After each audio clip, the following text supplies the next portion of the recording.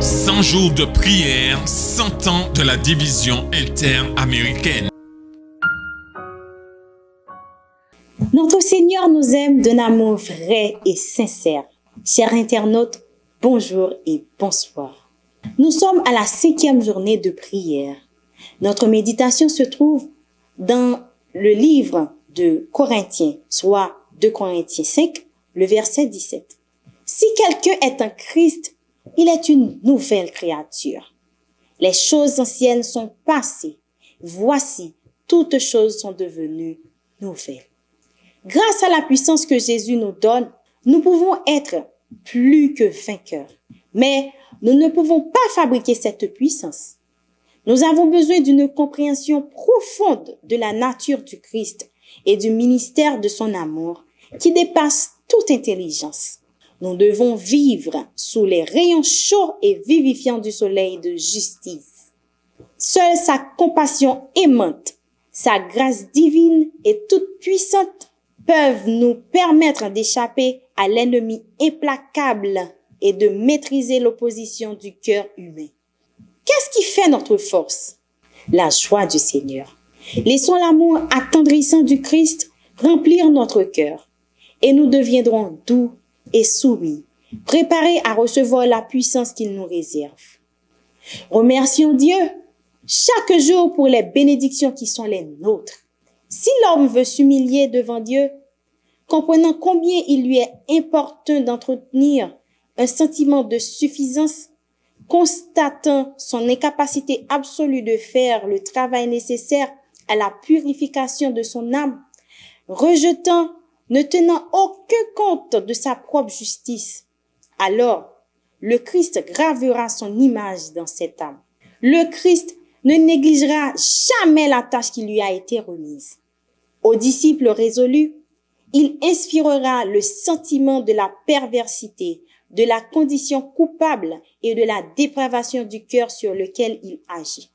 Le vrai pénitent a appris à l'inutilité de la suffisance. Regardant à Jésus et comparant les manques de son caractère au caractère parfait du Sauveur, il peut dire, sur la croix, Christ a porté toute mon iniquité. Avec Ésaïe, il déclare, Éternel, tu nous donnes la paix, car tout ce que nous faisons, c'est toi qui l'accomplis pour nous. Éternel, notre Dieu, d'autres maîtres que toi ont dominé sur nous, mais c'est grâce à toi seul que nous invoquons ton nom. Ésaïe 26, versets 12 et 13. Permettez-vous au Christ de faire de vous une nouvelle création? Contemplez-vous la nature et le caractère du Christ? Remerciez-vous Dieu pour l'amour du Christ qui remplit votre cœur? Priez pour que nous, en tant qu'Église, permettions au Seigneur de nous créer à nouveau afin que nous puissions devenir plus que vainqueurs avec lui. Priez pour que Dieu protège les enfants dans les communautés. Priez pour que nous ne négligeons jamais le travail que Dieu nous a donné à faire. Priez pour les programmes d'évangélisation à Antigua. Priez pour les 500 campagnes de Panama. Priez pour les membres de l'Église qui apprennent à tisser des liens d'amitié avec les réfugiés musulmans qui se sont récemment installés dans leur quartier. Priez pour obtenir la sagesse sur la manière de les conduire à la vérité.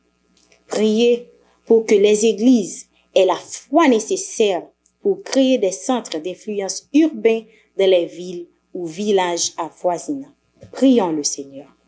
Nous te remercions pour tout ce que tu as fait dans notre vie éternelle, notre Père. Merci pour ta présence dans notre vie. Merci pour ces 100 jours de prière. Merci pour chaque internaute qui nous regarde dans ce moment. Accepte nos prières, ainsi nous t'en prions. Au nom de Jésus. Amen.